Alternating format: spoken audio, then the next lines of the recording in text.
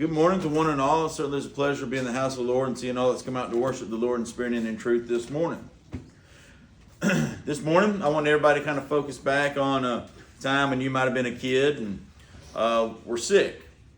And many of us, especially like my generation, maybe a little bit older, can remember a lot of times when we were sick for school, Mom pretty much said, go ahead, get on the couch. Get you a blanket, get you a pillow, sit on the couch, and we'll turn on TV. And, like a lot of us, we had TBS. We'd see old episodes of Gilligan's Island or I Dream of Jeannie or and then you knew that eventually Little House on the Prairie and The Price is Right, all that was coming up. So you knew that you had your spot that you had to sit at. But in the meanwhile, while you were sick, your mom would always go to your bed. They would go ahead and strip all your covers down, go ahead and clean them and Lysol the room and, get you what you need, kept you at isolated one spot of the house because you didn't want the germs to spread to the rest of it. You wanted to kill all germs that were there. You wanted to make sure that everything was taken care of. So, like moms would always do, they're trying to keep it all contained. They're trying to keep the other kids from being sick or anybody else in the house. And that's what we do is whenever there's a problem, we try to fix it. Whether we're sick with a virus or whether we have something involved, we're going to do the best we can to take care of it. However, when it comes to sin in our life, we don't take care of the problem a lot of times. We just let it just sit there and fester up. Eventually, it'll go away, when in fact, it will not. We all know when we have that nagging cough, we get older, so I'm not going to go to the doctor. I'm not going to take any medicine. It'll go away. But after a few weeks, it's not going away. It's only getting worse. It's time to make it better. It's time to go get the medicine. It's time to go see the doctor. But a lot of times when sin comes, we don't want to change it. We don't want to fix it. Instead, we're kind of making things more comfortable with it, aren't we? The devil comes in. The devil loves for him to be comfortable. He loves to know that we're not going to change anything about it or do anything about it. But however, we know if we have sickness in the house, we are going to spray the Lysol. We're going to do the disinfectant. We're going to do whatever we can to stop the spread. Even if you have, and we've all been affected by cancer, either we've had a loved one have it or know of somebody who's had it. We know how awful cancer can be. And if you have that, you hope to catch it early. You're going to take any medicines that you can to prevent the spread. You're going to even if the medicines the doctors aren't giving you, you're going to try to give some alternative medicine. You have some people that will turn to acupuncture. You have some people that turn to herbal remedies. You have people that will do anything they can to survive. They will go to whatever means necessary for that cancer to get out. And cancer, what it does is it attaches to blood vessels and robs your body of blood, and it grows from the inside and destroys your body. Sin is the same way. It looks for ways to attach to your life and bring more sin in. And until you get rid of that sin, it will continue causing more sin. How come we don't treat sin like we would a cancer or any other kind of disease? Why do we keep it in our life? Why do we think, well, all it's doing is combining more sins? It's because we have made it comfortable. We have given it a place. We have given anything where it's at ease. It's just so easy for it now because we didn't fix the issues. Yes, the front door was locked. Was deadbolted and was watched. However, the back door was open the entire time. We've allowed sin to come in. The devil's finding his way, and he's going to find the easiest way, and he's going to come in. And once we give it comfortable, it's found a spot for us. It's not going anywhere. Let me ask you this. Have you ever had a stray cat come up to your house? And you say, oh, look, a kitty cat. And you give it a little bowl of water. Oh, it's hungry. Let me give it some food. Guess what? It's going to come back, isn't it? And after a couple of times, you see that cat every day meowing outside your house. Congratulations, you now have a kitty cat. It's not going anywhere. It's got a place to stay. It's being fed. It's not going anywhere. Sin is the same way. We get it in our lives. It's not going anywhere because we're giving place to it. We're giving it a place to stay. We do the same thing with human beings, don't we? How many of us have ever had a friend come to us and say, hey, I got kicked out of my apartment. I got kicked out of my house or lost the house. I need a place to stay. You mind if I come to your house for a day or two? I got to get another job, and I promise you it'll be a day or two, and I'll find somewhere else. Oh, sure, no problem. I'll make you a little spot. You give them a spot, give them a place on the couch. A couple of days comes by, and hey, how's the job search going? Well, nothing's right now, but I'm doing the best I can. Then all of a sudden, a week goes by. Oh, just give me another week and I can get it. Well, then you start looking. they have taken over the couch. They've now taken over half of your living room. You can't even go in there now because they have taken over the TV and the couch and everything. Now they ask if they can store some stuff in your refrigerator. Okay? And then all of a sudden you look at half your refrigerator is theirs. Now they got clothes in the laundry room. They're in the bathroom. They got all their products they need in your bathroom. And you get to looking around, you got your roommate. Why all of a sudden you have it? It's because you gave them a place of comfort. Even though you don't want them there, you're robbing your house or your family's house, whatever the situation is, of them. I'm not saying not to help people out, but I'm saying if you got somebody who's just there for a couple of days, now it's been 6 months, they're not going to try to find a place to live. They're not going to try to find a job to get out because you've made it comfortable for them. Satan's not going to go anywhere in our lives because we make him comfortable at times. We like this. A lot of times we all talk about the besetting sin. Why do we have that besetting sin? A lot of times it's because we like it. Why do you think we struggle with certain sins? Because we don't want to give it up. We're unsure if we give it up, how it's going to affect others, or how it's going to affect us, or I'm just too weak. Or just plain, I like doing it. We keep that besetting sin because sometimes it just gives us comfort.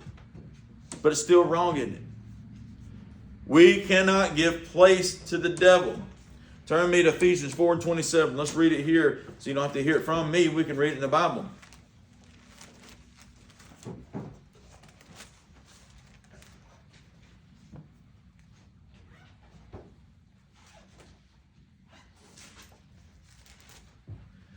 Ephesians 4:27.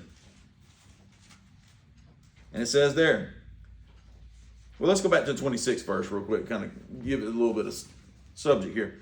In Ephesians 4:26, be ye angry and sin not. Let not the sun go down upon your wrath. Neither give place to the devil. Do we have in our life right now, you can call it your temple or whatever you want to call it, your body, your spiritual life, whatever you want to call it, or do you have a spot set aside for the devil? You got 99% of your life is good. That 1% is that little spot the devil's there that just won't go away. I'm pretty sure all of us, we had an ailment that we all have. We all have different ailments. We all either our back hurt, or feet hurts, or arm, neck, knees, whatever the case may be. Everything hurts. There's sometimes it's been so long you've been dealing with ailments, you can't remember the last time you didn't hurt. How many of us would just, if could pull a switch, if we could get rid of all those problems, we would do it in a heartbeat, wouldn't we? Every one of us would. If we had an ailment, we know we could just flip a switch and it was gone. The Lord gave his son to die for us, for our sins, so we can get forgiveness of this. However, all he tells us to do, if we sin, just admit it and ask prayer. And a lot of times we don't even want to do that. What I'm talking about is if we're baptized, we know that once we know that we're in that sinful nature, we need to be baptized. But for all of us, pretty much here, just about all of us are baptized, except for a few. We know that if we do sin, all we got to do is ask forgiveness for it. But we don't even want to do that. We're too proud of ourselves to come forward in front of people and say we've done wrong. We're afraid to say we've done wrong. And that is a problem. We should not be afraid that all of us, being brothers and sisters, and supposedly we all like to say we're supposed to be close knit family. We should all be as close as we are with our regular families. Why should we be so ashamed to admit we've done wrong and what we've done? A lot of times we're afraid because we're afraid to be judged. And we should not be in a situation, we should be close enough to know that if I do have a problem and I'm strong enough to admit it, you shouldn't judge that person for doing it. But however, too many times we're worried about the person next to us is thinking and what they do. That's a problem, isn't it? It's an us problem. It's not the world, because when we have somebody come forward at church, it's to admit they've done wrong. They're not going out to everybody else. They're coming to us, the ones they're supposed to need comfort for, the one they consider their brother or their sister. We shouldn't make them feel that way about us. But there's a problem if they feel that way towards us. It's something we're doing wrong. But we can win this battle. A lot of times, there are diseases in this world we don't have any cures for, and it's unfortunate. But sin, there's been a cure. There's been a cure for around 2,000 years. But we don't take advantage of it, do we? The Bible tells us greater is he that is in you than he that is in the world. Do we use the person that is greater than he that is in the world? Do we use him properly? The devil, he cannot win on a spiritual level. He knows he can't defeat us spiritually. He knows that we know the truth and we're strong. But yet he uses other things and other people and other contents to destroy us. He is going to bring other people to us to help discourage us. It's going to be family members. It's going to be close friends. It's going to be co-workers. It's going to be your job. There's going to be things put over your head in your life that's going to discourage you from doing right. It's up to us to find those and eliminate those. If our friends discouraging us from being a Christian, they're not a true friend. If they are a true friend, they will encourage us to continue being better. The problem is when you're on the right side of things, people will use things against you to make themselves feel better. Have you ever been in an argument with somebody or a debate with somebody and you actually stand on facts and they're caught and they're not? What do they use? Also, they curse things at you.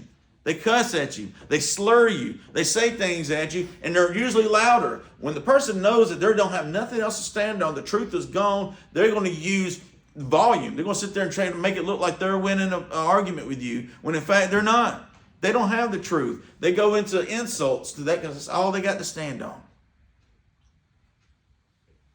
So you know when you have that truth there, use the Lord with you at all times. Because the person that's in the right is usually the more quiet ones, aren't they? It's usually the loud ones that have to tell themselves to make themselves feel better. In the world today, we have so many people marching for different things, and however, the good stuff gets overlooked because of the bad stuff that people are marching for. You got people who are right now wanting to defund the police. Because why? They want to do what they want to. They don't want the police telling them they're doing wrong and put them in jail. But yet whenever something's on fire, when somebody's being harassed, somebody breaks in their house, who's the first person they want to call? This world is turned upside down. People have made good look bad, and they have made their wickedness look good. They talk bad about us trying to do good. And we see it all day long. That's all they show on the news. And it discourages you, and it discourages young people from being a Christian because that's all they see. When are us Christians going to stop and get tired of it and decide to do something about it? Because in our lives, we are not going to do anything somebody tells us to until we're tired of hurting, until we're tired of doing it. You're never going to get your life better until you're tired of it. If you don't like the way you look, if you think you're too skinny, you need to put on weight, you need to put on some muscle, you're not going to do a thing about it until you get tired of it. If it's the opposite, if you want to lose weight, you're never going to stop losing weight till you finally get to the point you're sick of it. If you have some kind of bad habit and you say, I don't need to do it anymore, but it's just what I am, that's just what I've been doing all my life, until you finally are sick of it and say, no more, you're not going to ever change. You will never change until you decide it's too much. I'm done with it. But it's till we get to that point. People can talk to us, we're blue in the face. Have you ever preached the gospel to somebody else and they won't get it? And you're just thinking, how come you won't accept the Bible? It's not until they have that point of, I'm ready to fix myself. They won't be able to, it will not work properly. Everybody's got to have the moment where it clicks for them. Everybody has to go through that. We need to find it quick because we're not promised this next breath, are we? Turn me to James, the 4th chapter.